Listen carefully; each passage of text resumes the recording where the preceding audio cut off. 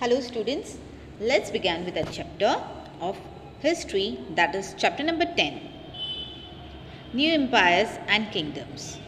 As given you introduction of Prasasti, a long poem which was also been said as Kavya, okay, and it was written on Ashoka pillar which is situated at Allahabad and composed by Kavi by Harisena. So let us begin with it. Who is this ruler?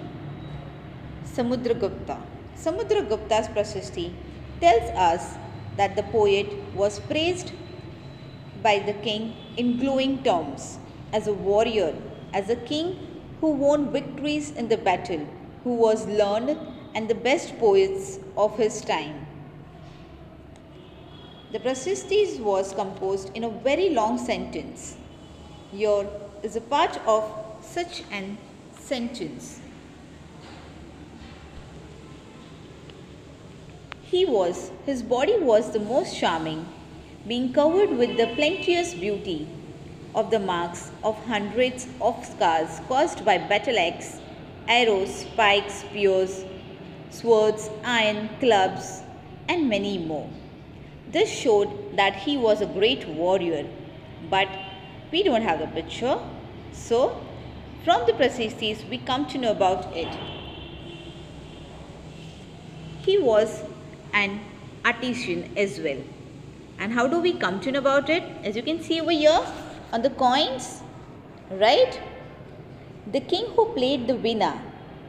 Some of the qualities of Samudragupta's are shown on the coins, such as this one where he is shown playing the veena. So he was been able to play veena as well. So he was a musician, you can say.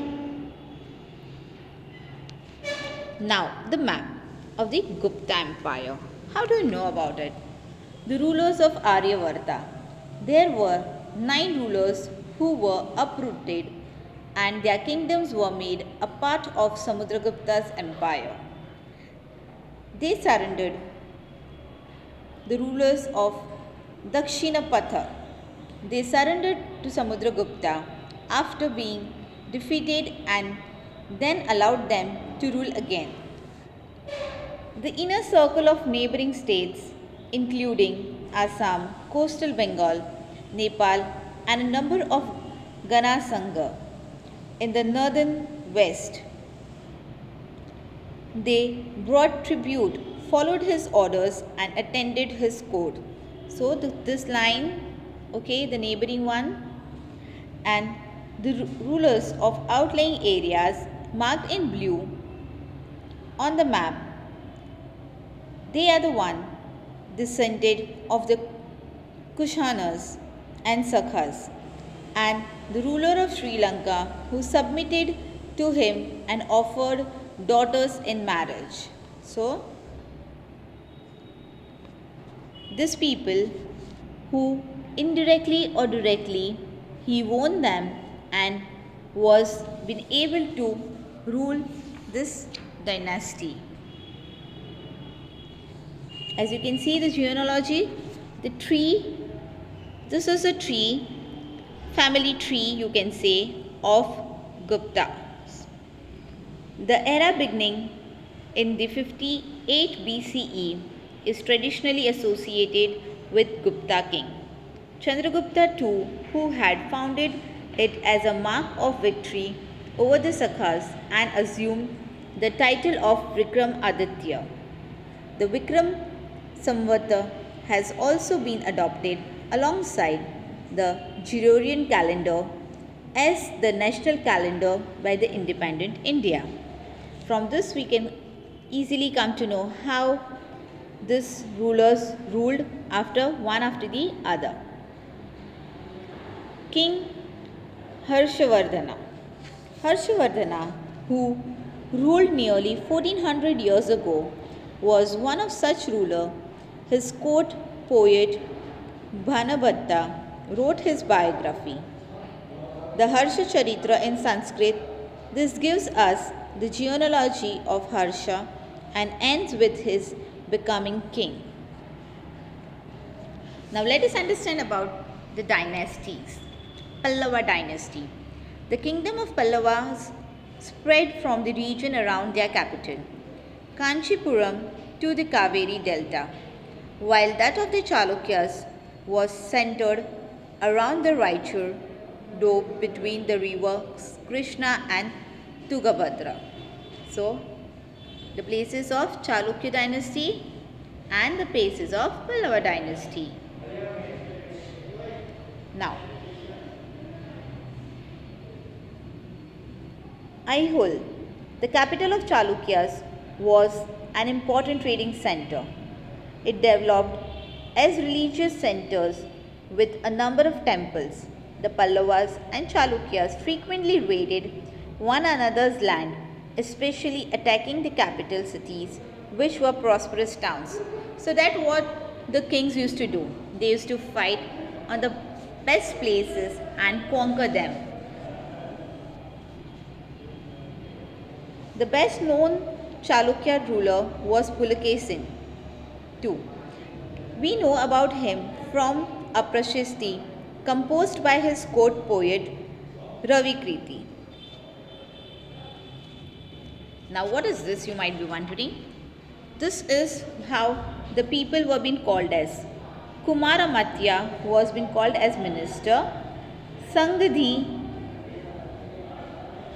Vigrahika was being called as the Minister of War and Peace.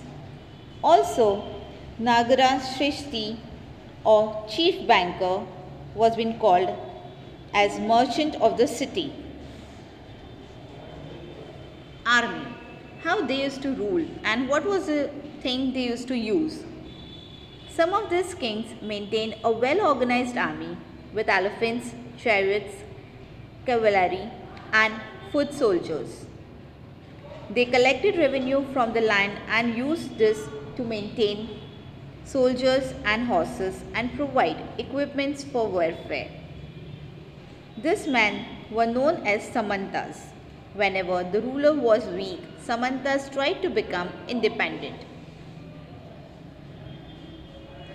Assemblies.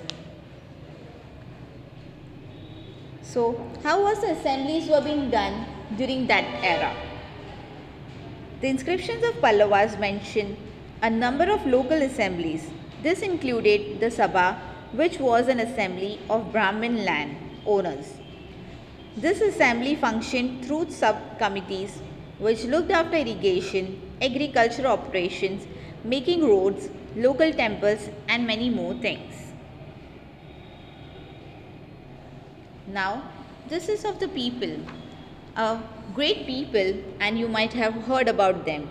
Kalidasa is known for his plays depicting life in the king's court. An interesting feature about this place is that the king and most Brahmins are shown as speaking in Sanskrit.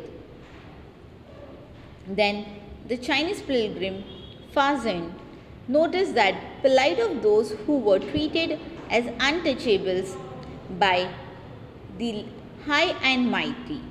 They were expected to live on the outskirts of the city. If such a man enters a town or a marketplace, he strikes a piece of wood in order to keep himself separate from the people. Hearing this sound, know what it means and avoiding touching him or brushing against him. It means that whenever a person who is untouchable used to pass by and the people who are not supposed to touch him, what he used to do, he used to throw a piece of stone which made a sound and make aware about a person who is passing by. And Bhanavatta provides us with a vivid picture of king's army. So he is a person who drew good pictures when they were especially on the war time.